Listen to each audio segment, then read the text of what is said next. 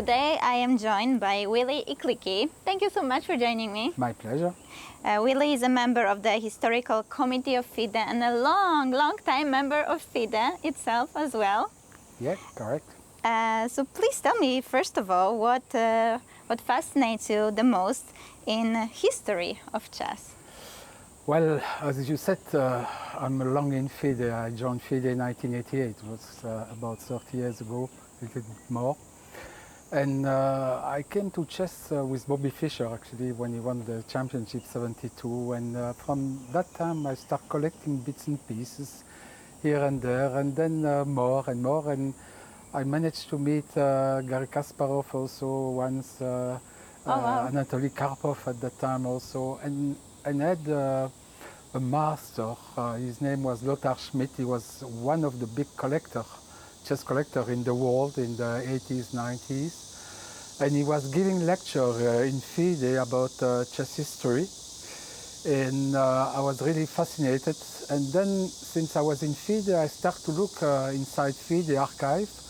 Unfortunately, I could not find too many things. And then I started to manage myself to go left and right and collect objects and documents. And I produced a first golden book in 2002. And after that, year by year, we improve all this, and now we have quite a big collection. So hopefully one day we'll open a museum. That's incredible. That's incredible. What an effort as well. And so today we are going to focus more on the history of Women's World Championship, since we are attending FIDE Women's World Championship match at the moment. And so let's start in the beginning. How was the Women's World Championship? How has it originated? Yeah, Women's Championship, it's a very long love story between FIDE and women. Actually, the Women's Championship was more or less the first tournaments that FIDE organized in 1927. So long before they start to make the first men's championship in 1948. At that time also they organized the Olympiad, so it was in competitions organized during the Olympiad, and they had this at the same time every year at the beginning and then every 2 years. In 27, a young lady named Vera Menchik from Czechoslovakia won the championship, and she became very strong, winning all championships that she participated from 27 till 39, and even competing with men and strong men, beating many strong world-class players at that time. She was certainly the best player. And after the war, fortunately she passed away in 1944, FIDE, when they decided to organize the men's cycle, they decided also a year later to organize a women's cycle. And we have this tournament until today. At the beginning, let's say, the Soviet players won more or less everything. And then those days, since more than 20 years, the Chinese are winning more or less everything. And this is the competition that we have today, the final of this championship between two Chinese. Yeah, as you said, there were some changes in the system, so can you describe them for us? Yeah, probably because there were not a big number of players. It was maybe difficult to organize a cycle of, let's say, candidate and zonal, interzonal, like it was in the men. So the first two tournaments were round-robin tournaments. They invite a big number of players.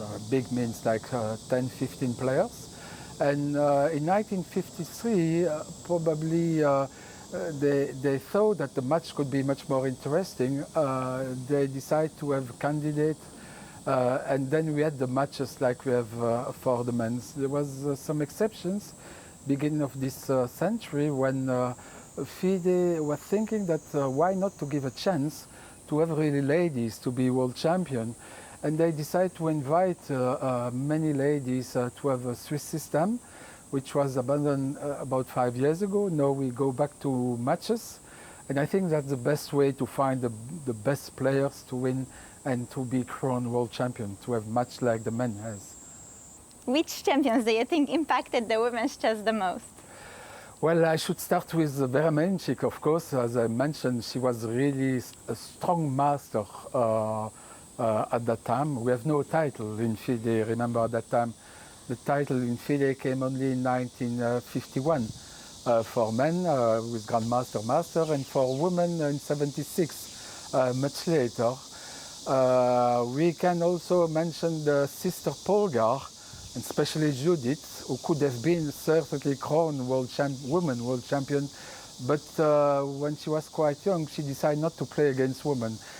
She had a very strong character, and she succeeded, as you know, very well, being in the top 10 best player, men included, in the world, before she decided to give up chess.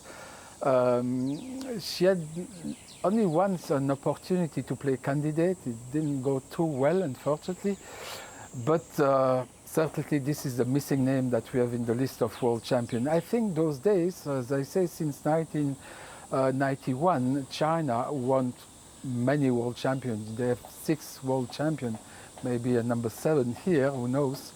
And it was very difficult for the Soviet, when after 1990, when Soviet broke out, to have a leader there. There were some Georgians, but Georgians, they got many titles in the 60s, 70s, 80s also, but they could not find, let's say, a leader to challenge Chinese player Xi Jun, Zhu Chen, and all those ones who are until today. Those days, as we can see, China has won everything. Olympiad, men's world championship, women's championship, the kids championship.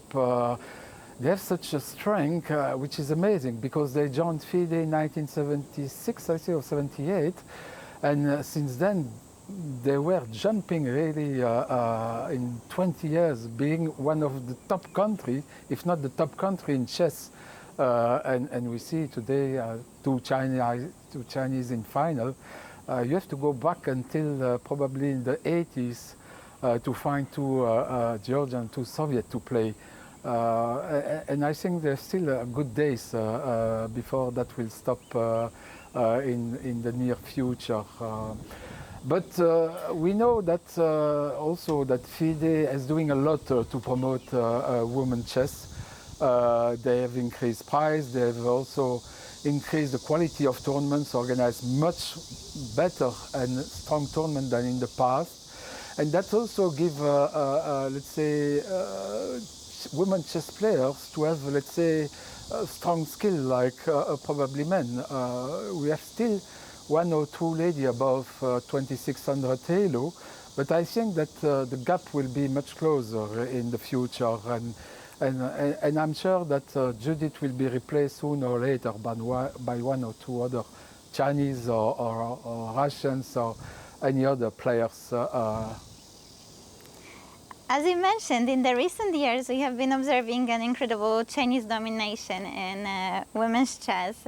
And now we are here. It is the most important event in women's chess in the last couple of years. How has this been experienced like for you? You're here on this event, which is also part of history. Yeah, as I said, I'm very amazed by the progress of Chinese chess. I mean, we should know that chess, as we play, it's not the main games here. There's a Chinese chess, which is much more popular in the world.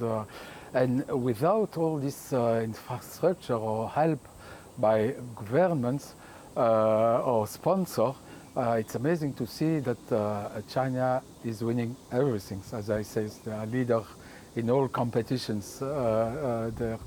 It looks that maybe by the fact that they're playing already these mind games, Chinese chess or Go or something like that, they attract the facility to think, to play, to study, to concentrate, and this is maybe why those players are in the top for so many years. There are very nice story about Chinese lady chess. The way how Xi Jun, coming from very poor family, she by herself, knowing nothing about chess, she became world champion. A couple of years after she learned the games, when she beat Soviet players who had a huge experience, huge backup, from government, with trainer, with computer, with everything. When China has nothing really to support. How did it happen then? Well, I don't know, maybe the brain or the way of thinking, the way of living, the way of maybe doing some sport, more sport, and the way of life. We know that, okay, literature and all, let's say, study, it's not from today or yesterday. In China, it came from hundreds of years, and maybe that's education also help to understand better the game than somebody else, and the energy. We know in business, China in business, it's like Indians, they are very energetic without any resting time and so on, and that's the way you reach such a level. You have to study, I don't know, 10 hours per day, every day, have coach, and put a lot of time, energy in the game if you want to be a champion. And maybe also, I mean, you see in other sports it's the same. Individual sport, they got more and more medals. Team sport also, they got more and more medals. And they're just challenging European or Western sport associations. And every day it's in China today. So I'm not really surprised to see two ladies from China to play together for the world title. And I don't think that will change for the next couple of years. So we are coming back to China very soon. If not for the men, it will be for the women.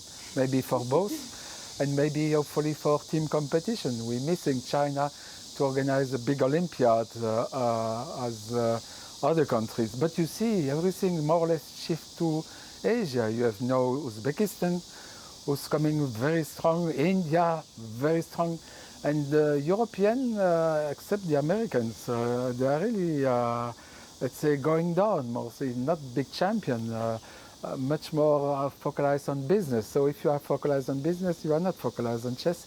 And also education, it's completely different. It's quite hard.